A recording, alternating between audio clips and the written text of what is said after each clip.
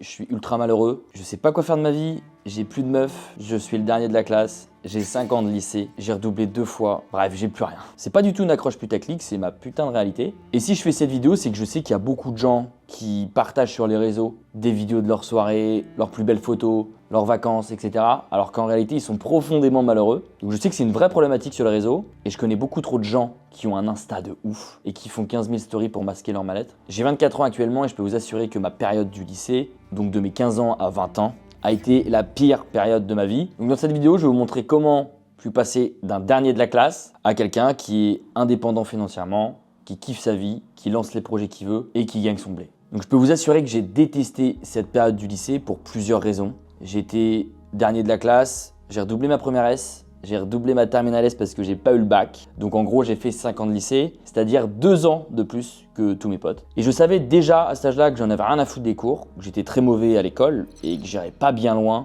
si je continuais à faire des études plus tard. Ce qui me faisait le plus de mal, c'était vraiment de me sentir complètement différent du monde entier. Et le monde entier me le faisait savoir d'ailleurs. Bah alors Louis, c'est quand que t'as le bac? Mais qu'est-ce que tu vas faire de ta vie en vrai, de vrai, tu vois? Et ou alors, tu veux pas te trouver un petit taf quand même, ça serait quand même plus simple. Et quand il y a votre famille, vos proches, vos potes et le reste du monde qui vous dit ça, et inconsciemment vous dites dans votre cerveau, mais peut-être que je suis bon à rien, et il serait peut-être judicieux de les écouter, et du coup de trouver un taf qui me plaît pas, mais au moins de gagner un peu d'argent et puis de fermer ma gueule, quoi. Quand t'es jeune, tu penses que être comme tout le monde c'est une force, et aujourd'hui je peux vous assurer que être comme tout le monde, c'est une faiblesse.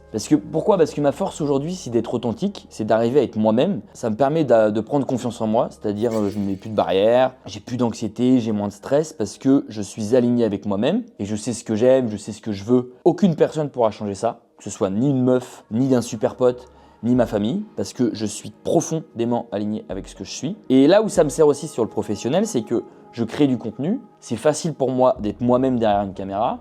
Et du coup, j'attire des gens qui me ressemblent. Et comme j'attire des gens qui me ressemblent, il y a des gens qui achètent mes services et ça me fait gagner de l'argent. Si je gagne de l'argent, c'est grâce à moi. Si je perds de l'argent, c'est de ma faute. Donc moi, ça, c'est quelque chose qui me responsabilise et vous allez voir tout au long de la vidéo que j'avais besoin de cette responsabilité. Donc à cette époque, c'est là où j'ai très vite compris que le cerveau pouvait facilement se faire influencer. C'est-à-dire, tous les jours, si les profs vous disent que vous êtes une merde, que vous n'arriverez jamais à rien dans votre vie, vous après votre cerveau va se dire je suis une merde, j'arriverai jamais à rien dans ma vie, et après quelques jours à force de vous dire ça, c'est ancré dans votre cerveau et le cerveau ne fait pas la différence entre ce qui est vrai et ce qui est faux. Donc ça c'était les idées que j'entendais tous les jours, que ce soit juste mes propres idées négatives ou les idées de mes proches ou de mon entourage ou des gens que je côtoyais. Du coup, mon cerveau, il l'avait très bien compris. Les profs s'inquiétaient pour moi. Ils se demandaient ce que j'allais bien pouvoir faire de ma vie, dans quelle filière j'allais être meilleur. Est-ce qu'il fallait que j'arrête le lycée pour peut-être trouver un bac pro ou un truc comme ça. D'ailleurs, respect à tous les bacs pro parce que c'est un truc de ouf à quel point le lycée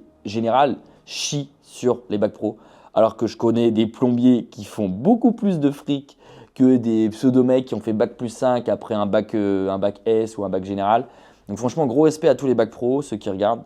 Donc ensuite, il y avait mes potes, tout en études supérieures, évidemment, se foutaient un peu de ma gueule, parce que eux avaient 2 ans de plus que moi. Ils étaient en études sup, ils commençaient à kiffer leur vie, soirée étudiante. Moi, j'étais au lycée, je pouvais pas faire tout ça. Ma famille aussi s'inquiétait, forcément, quand vous voyez votre fils ou votre frère rentrer des cours et puis faire de la PS4 dans sa chambre, parler à personne, avoir que des notes de merde, ne jamais le voir ouvrir un cahier, même si on me mettait quand même des fessées, je peux vous assurer que forcément toute la famille s'inquiète et surtout qu'est-ce qu'on va faire de moi, quoi. Donc bref, en gros mon cerveau a bien retenu tout ça et c'est à partir de ce moment-là où je suis rentré un peu dans une spirale infernale où j'ai perdu le peu de confiance que j'avais en moi. Mais avec du recul, j'en veux à personne parce que c'est sûrement grâce à ça que je suis qui je suis aujourd'hui. Et c'est quand même fou d'arriver à 24 ans, d'être heureux, de gagner de l'argent, d'être épanoui. Je me rends compte que j'ai très peu d'aspects néfastes dans ma vie. J'ai pas d'addiction, j'ai pas trop de problèmes en vrai. Donc là, j'ai une profonde gratitude pour tout ce qui se passe dans ma vie. Avec du recul, quand je regarde les gens de mon âge, j'ai souvent beaucoup d'avance par rapport à des gens qui sont même plus vieux. Mais ce que je veux dire, c'est que je suis parti avec beaucoup de retard. Et finalement, j'ai réussi à rattraper ce retard et même à créer de l'avance. Là où ça a été vraiment le plus difficile dans mon année de lycée, d'un point de vue égo et même d'un point de vue confiance en soi, c'est que je suis arrivé, j'avais quand même 1 an, voire 2 ans d'avance sur les autres. Et le programme, je le connaissais parce que je l'avais déjà fait l'année précédente. Et quand je voyais qu'au premier contrôle, j'étais quand même le dernier de la classe, alors que c'était des gens qui découvraient le programme, je me suis dit, mais c'est pas possible d'être une merde à ce point-là. Et là, je me dis, il y a un bug, il y a un truc qui va pas dans ma tête. Et puis quand vous êtes mal dans votre peau, il y a un truc qui est assez facile à capter, c'est qu'en fait, vous embrouillez tout le monde. Et là, vous êtes en train de vous dire, mais comment ce gars avec ce parcours aussi chaotique a réussi à s'en sortir? Comment il a fait pour ne pas sombrer en chemin? Parce qu'il y a plein de gens qui auraient pu sombrer en chemin et tomber en déprime de ouf et puis surtout rien faire de leur vie. Et bien justement, je vais vous parler de mon déclic. Ce déclic, c'était ma dernière année de terminale S. Donc, je vous rappelle, 5 ans de lycée au total. J'en ai plein le cul du bac. Tout le monde me parle du bac. Je l'ai loupé l'année précédente. Là, on me dit qu'il faut absolument que je l'ai, sinon ça va être compliqué pour moi à l'avenir. Et là, je me dis, frérot, t'es pas fait pour ça. Arrête de croire que t'es fait pour les études. Tu comprends rien. T'as pas envie de comprendre. Toi, ce que tu veux, c'est de la liberté. Ok, comment on devient libre? Bon, bah, c'est à partir de ce moment-là, je me suis dit, en fait, on devient libre que quand on a de l'argent. Et là, j'ai commencé petit à petit à me dire, je suis mauvais pour les études, il faut juste trouver de l'argent si je veux être heureux, être libre et m'amuser au quotidien. Ok, comment on fait de l'argent? Et là, je suis tombé en faisant quelques recherches sur Internet. Évidemment, j'ai tapé la bonne vieille recherche de merde sur comment on fait de l'argent sur Internet. Donc, je suis évidemment tombé sur tous les gourous que vous connaissez. Mais je suis tombé sur un livre qui a changé ma vie complètement. Ce livre, vous le connaissez peut-être, c'est le livre de Tim Ferriss, La semaine de 4 heures. Et c'est là où j'ai mis mon premier pied dans l'entrepreneuriat. C'est un livre qui est basé sur le modèle de l'efficacité et surtout sur la liberté. Et ça, c'était vraiment ce que je recherchais à l'époque. Donc je peux vous assurer que quand vous lisez ce genre de livre, vous avez 19 ans, vous êtes en échec scolaire, vous n'avez plus du tout envie de foutre un pied à l'école. Parce que dans ce livre, évidemment, ça vous vend du rêve, mais c'est du bon rêve dans le sens où ça vous parle de liberté, comment être plus productif, comment gagner de l'argent, comment créer des business automatiques, etc. Et quand vous avez en face votre prof d'histoire géo qui vous dit « il faut que tu apprennes ta leçon par cœur, machin », et vous n'avez qu'une envie, c'est de distribuer des salades de phalanges. Et justement, en parlant de salades de phalanges, quand j'ai acheté ce livre, la petite histoire, c'est qu'il y a eu une petite galère. La petite galère, c'est que je l'ai acheté entre midi et 2, j'avais cours l'après-midi, et je me suis dit, tiens, je vais aller acheter ce livre à la Fnac. Donc hop, je prends mes petits 20 balles, je vais acheter ce livre à la Fnac, je rentre en cours, et là, c'était un cours de 2 heures d'histoire géo. Et autant dire, j'en ai rien à foutre. Évidemment, moi, j'étais le genre de gars au fond de la classe qui n'emmerde personne, mais qui est sur son téléphone ou qui trifouille un truc. Et j'ai commencé à lire ce livre dans ce cours-là, et mon prof d'histoire géo, avec un ego de ouf, n'a pas apprécié que je n'écrive pas son cours, parce qu'il était en train de dicter. Donc évidemment, tu avais tout le monde qui était comme ça, et il y avait un seul connard, c'était moi, qui était comme ça, en train de lire un livre. Donc forcément, j'ai été cramé. Il a pris mon livre, il me l'a confisqué, parce que là-bas, c'était très strict, et pendant une semaine, j'ai pas pu accéder à ce livre. Ce qu'il faut savoir, c'est qu'à l'époque, je lisais jamais, j'ai jamais aimé lire, et quand ma mère a su que j'avais acheté un livre et que le lycée me l'avait confisqué, autant vous dire qu'elle a pété un plomb. Et justement, quand ce prof m'a rendu le livre une semaine après, il m'a dit un truc. En vrai, il a été fort. Tu sais, Louis, pour avoir le bac, il faut travailler plus que 4 heures par semaine. Donc, j'ai dévoré ce livre en quelques jours. Et là, me vient un peu l'idée de créer des startups. C'était un peu l'époque, The Family. C'était un peu la classe surtout de dire je vais lancer ma startup. Parce que les 3 quarts des gens n'osaient pas se lancer à l'époque pour créer une startup parce que ça demande des fonds, ça demandait d'avoir un peu d'argent de côté ou au moins de toucher le chômage. Sauf que quand vous avez 19 ans, vous sortez du lycée, vous n'avez pas de chômage. Donc du coup, mes parents ne voulaient pas que j'arrête les cours pour entreprendre. Ils trouvaient ça trop risqué. Donc je leur ai dit ok, bon bah je vais faire des études, tant pis. Par contre, dès que j'ai une idée de business, j'arrête les études. Ils m'ont dit oui, tu arrêteras les études, en pensant que c'était juste une idée comme ça. Donc je fais un bachelor en digital, c'était normalement 3 ans, et qu'est-ce qui s'est passé? Bah Louis, au bout d'1 an, il décide d'arrêter complètement ses études en faisant un deal avec ses parents qui remerciera toute sa vie et qu'il aime tant. Le deal c'était ok, tu vas arrêter tes études, très bien. Nous, on est prêt à te loger et te nourrir pendant 1 an, et si au bout de ces 1 an, tu n'arrives pas à en vivre, tu reprends un job ou alors tu reprends tes études. J'ai dit ok, et j'avais tellement la dalle que je ne suis pas sorti de ma chambre pendant 1 an. J'ai charbonné. Mais le problème, c'est que j'ai charbonné sur les mauvaises choses, dans le sens où pendant 8 mois, j'ai commencé à faire des petites startups, à lancer des projets, à créer une application, à mettre ça sur l'Apple Store. Donc j'étais très fier de moi, mais ça me rapportait 0 €. Et du coup, les 4 derniers mois, ça a été les plus intenses parce que quand vos parents vous disent « bon, ça va en ce moment le business, est-ce que tu arrives à faire rentrer un peu de cash ?» et que vous dites « oui, t'inquiète pas, ça va payer » et que ça paye toujours pas. Si j'avais pas réussi à gagner de l'argent ces 4 derniers mois, je reprenais les cours, donc ce que je voulais pas du tout, et je reprenais un taf qui me plaisait pas du tout. Donc en fait, je me suis dit « mais Louis, il faut que t'arrêtes les conneries, tu vas chercher de l'argent ». Et en parlant à d'autres freelances ou à d'autres entrepreneurs, c'est vraiment ce qui se passe généralement avec les gens qui touchent le chômage. C'est quand ils touchent le chômage pendant 1 an et demi, on se paluche pendant 1 an et 1 mois. Et puis les 3-4 derniers mois, là par contre, c'est un peu la flip. Du coup, tout le monde charbonne sur l'essentiel. Et ça, c'est ce que vraiment j'ai appris quand du coup j'avais plus que 4 mois pour essayer de gagner de l'argent, je me suis focus sur l'essentiel. J'en avais rien à foutre de mon image, rien à foutre de mon ego. Ce que je voulais, c'était vendre pour gagner de l'argent. Du coup, je me suis mis freelance et c'est comme ça que je suis tombé amoureux du freelancing, c'est-à-dire cette liberté de gagner de l'argent en indépendant. Et moi, je suis allé plus loin parce que je ne suis pas tombé dans le salariat déguisé du freelancing. Je suis vraiment allé plus loin dans le sens où, ok, je gagne de l'argent, donc j'ai mes clients. À côté, je vais développer d'autres projets qui vont me rapporter de l'argent plus tard. Et c'est ce qui est en train de se passer avec les intérêts composés où là, actuellement, je suis en train de développer un incubateur pour freelance. D'ailleurs, si tu veux être accompagné pour dépasser les 5 000 € par mois en freelance, tu as juste à t'inscrire en description et moi je me ferai un plaisir de t'accompagner avec mon incubateur. Mais ce qui est assez drôle, c'est que pendant 8 mois, je me disais pas Louis, il faut vendre. Non, je me disais trouve une super idée de start-up, crée ton produit et puis tu vendras après. Bon, j'ai créé 2 produits qui n'ont absolument pas marché. J'avais que des utilisateurs, mais personne ne voulait mettre 10 balles par mois. Donc bon là je me dis vas-y, il faut arrêter les conneries.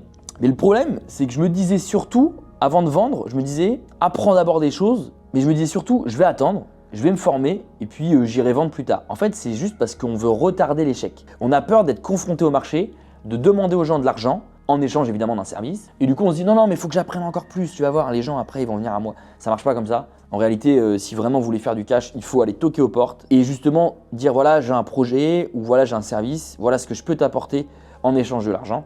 Et généralement, ça marche plutôt bien comme ça. Et d'ailleurs, j'en veux profondément à mon école supérieure, donc je ne vais pas mettre le nom.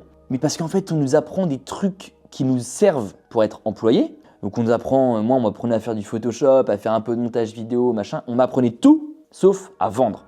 Et je ne parle pas juste pour faire de l'argent, mais aussi à me vendre. Je ne sais pas, si on veut trouver un job, c'est ultra important de savoir se vendre, à savoir se différencier, à nous apprendre à avoir de l'empathie pour se dire ok, lui il a besoin de ça, bah moi je vais lui apporter ça. Non, on nous apprenait à faire du Photoshop, à faire des super projets fictifs à la con. Enfin bref, je déteste l'école. Donc finalement, si on regarde, j'en avais tellement marre de passer pour une merde et d'inquiéter mes proches que du coup, je voulais tellement réussir que je me suis dit, mais Louis, il faut charbonner, il faut arrêter les conneries, il faut arrêter les teufs, il faut arrêter de pécho ou de parler à 15 000 meufs en même temps. Il faut se focaliser sur le travail, sur tes compétences, sur ta valeur. Donc maintenant, avec un peu de recul, je me dis dans chaque situation de merde, il y a toujours du positif. Et moi, ce positif de ces 5 années horribles que j'ai détestées, bah, c'est sûrement cette force qui me donne envie de me battre tous les jours. Cette envie de liberté, ça m'a aidé à trouver ce que je voulais faire. Et d'ailleurs, petit tips pour les gens qui veulent se mettre en indépendant, arrêtez d'attendre la bonne idée. Lancez-vous, dites-vous ok, j'ai une première idée de service, je vais essayer de le vendre. Donc vous prospectez des gens, vous essayez de le vendre. Ok, vous avez vendu 1 ou 2 services, vous dites bon bah est-ce que j'ai aimé le faire? Bon bah si vous n'avez pas aimé, continuez d'avancer, vendez un autre service. Toujours pareil, regardez ce que vous avez aimé faire, est-ce que ça a marché, pourquoi ça n'a pas marché, pourquoi ça a marché, mais avancez, avancez, avancez. Donc du coup, quand je me suis mis en freelance et que j'ai commencé à vendre mes services, j'ai commencé à vendre des vidéos éclatées. Ensuite, je me suis dit, ok, il faudrait peut-être améliorer un peu les vidéos. Donc j'ai commencé à m'intéresser un peu au motion design. Donc j'ai apporté un peu de motion design dans mes vidéos, des transitions, des trucs pas non plus ouf, mais que c'était un peu mieux qu'avant. Donc à chaque fois, j'étais vraiment dans un objectif d'évoluer. Donc là, j'ai vendu des vidéos 3D. Ok, les vidéos 3D, ça commence à bien marcher. J'ai créé beaucoup de contenu.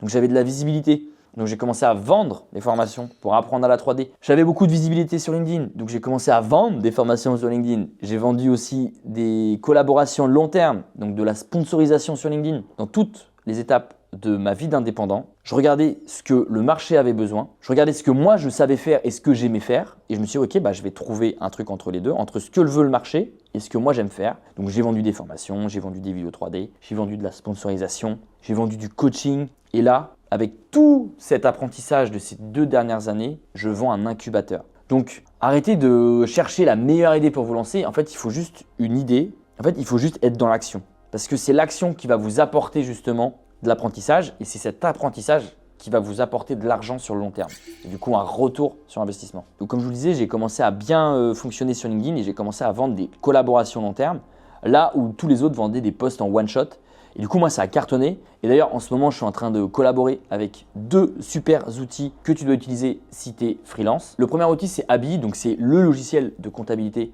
pour tous les freelances, donc surtout si tu es auto-entrepreneur. Ça va te permettre de gérer tes clients, créer des factures et devis personnalisés et surtout déclarer automatiquement ton URSSAF tous les mois. Donc comme ça, au moins, tu es sûr de ne pas avoir de galère de comptabilité. Et le deuxième outil, c'est Magic Post. Moi, je m'en sers parce que je crée beaucoup de contenu sur LinkedIn et grâce à l'intelligence artificielle, vous allez pouvoir créer énormément de contenu sur LinkedIn rapidement et surtout de qualité. Et le plus avec Magic Post, c'est qu'il y a une fonctionnalité pour trouver des idées de post LinkedIn et surtout des idées de post qui sont pertinentes pour votre cible. Donc je vous mets évidemment tout ça en description. Donc tout avance beaucoup mieux de mon côté depuis que j'écoute mes prospects, depuis que j'écoute mes clients et surtout depuis que je mets mon petit ego de côté. Parce que le problème, c'est que comme j'avais besoin de reconnaissance parce que j'étais en échec scolaire, du coup j'ai fait tous les trucs qui servaient à rien. Être interviewé, être invité dans des podcasts, chercher à avoir des articles sur moi, faire des business plans, enfin bref, toutes les conneries inimaginables. Vous n'avez pas besoin de ça pour vivre de votre service. Il vous faut juste un peu d'audace, un service et prospecter. Vous faites que ça toute la journée, c'est pas sexy au début, mais ça va vous permettre de gagner de l'argent et ensuite vous allez pouvoir déléguer tout ce que vous n'aimez pas faire. Moi, j'ai fait trop l'erreur de travailler au début pour mon ego alors qu'il fallait travailler pour gagner de l'argent. Et cette vision-là, elle m'a tellement aidé à avancer plus rapidement parce que quand vous avez en tête uniquement l'argent, vous allez chercher de l'argent. Donc vous allez parler à vos clients, vous allez parler à vos prospects, vous allez vous mettre en avant, donc vous allez apprendre à vendre. Et ça, c'est l'une des meilleures compétences. D'ailleurs, il y a une vidéo sur la vente que j'ai faite sur mon YouTube. Et du coup, je suis en train de vraiment développer un vrai mindset sur l'argent. Si je gagne de l'argent, c'est que j'ai raison. Si je perds de l'argent, c'est que j'ai tort. Mais du coup, j'arrête de me dire non, mais c'est les gens, ils n'ont pas compris mon service ou non, mais là, c'est que le marché n'est pas encore prêt. Non, c'est moi qui vends un truc de merde si je gagne pas d'argent. Et si ça marche, c'est que mon truc il plaît. Point barre. Donc, je suis la preuve vivante que même avec un parcours chaotique, vous pouvez réussir. Alors, je mets des guillemets parce que pour moi, la réussite, c'est très personnel. De l'extérieur, il y a peut-être des gens qui vont croire que je réussis. Mais il y a aussi d'autres gens qui vont se dire mais lui, il n'a pas du tout réussi. Parce que ça dépend vraiment de votre ambition et surtout de ce que vous voulez profondément. Moi, ma réussite, au début, c'était juste en fonction de l'argent que je pouvais gagner. Mais maintenant, en fait, ma réussite, c'est parce que je suis indépendant et je suis libre. C'est-à-dire, je ne me lève pas le matin en me disant putain, ça me casse les couilles. Non, je me lève le matin avec la patate. Je peux travailler d'où je veux. En ce moment, je suis souvent à Arcachon parce que c'est mon petit endroit de bonheur. Ça coûte une blinde, mais c'est mon kiff. Et ça, pour moi, c'est ma réussite. Je vais pas vous mentir, contrairement à d'autres vidéos que vous allez voir, ça demande des concessions, de réussir entre guillemets et surtout d'avoir de l'indépendance. C'est pas infaisable parce que je l'ai fait, mais je pense qu'il va falloir charbonner quand même quelques mois et être surtout très concentré. Il faut arrêter les conneries de croire que vous allez gagner 10K en 2 jours parce que vous avez vu la dernière vidéo YouTube de je sais pas qui. Moi, je suis vraiment là pour véhiculer un vrai message, un message profond, pas véhiculer du rêve à la con ou la facilité. Donc si j'ai plusieurs messages à faire passer, ensuite je vous laisse. Donc focalisez-vous rapidement sur l'argent. Arrêtez de compter sur le chômage ou l'État. Apprenez un maximum et pour ça, il faut vous casser la gueule. Donc prenez des risques et surtout commettez des erreurs. C'est comme ça que vous allez grandir et surtout j'ai une phrase que j'adore. La douleur nourrit notre courage et il n'existe pas d'entraînement pour être courageux. Arrêtez d'attendre le bon moment pour vous lancer. Lancez-vous maintenant, même si c'est de la merde. Lancez-vous et améliorez. Et faites en sorte que chaque jour, vous devez être meilleur que la veille. Et focalisez-vous plutôt sur le progrès que le résultat. Donc si aujourd'hui c'est toujours pas ouf niveau résultat, mais que vous avez fait meilleur que la veille, ça veut dire que vous êtes en progression. Ensuite, j'ai un autre truc à vous dire, c'est que les déclics, ils viennent à force de prendre des décisions et souvent des mauvaises. Plus vous prenez de mauvaises décisions rapidement et plus vous allez avancer. Et j'ai compris aussi un truc, il n'existe aucune finalité dans l'entrepreneuriat. C'est simplement une putain d'histoire que vous écrivez et votre histoire.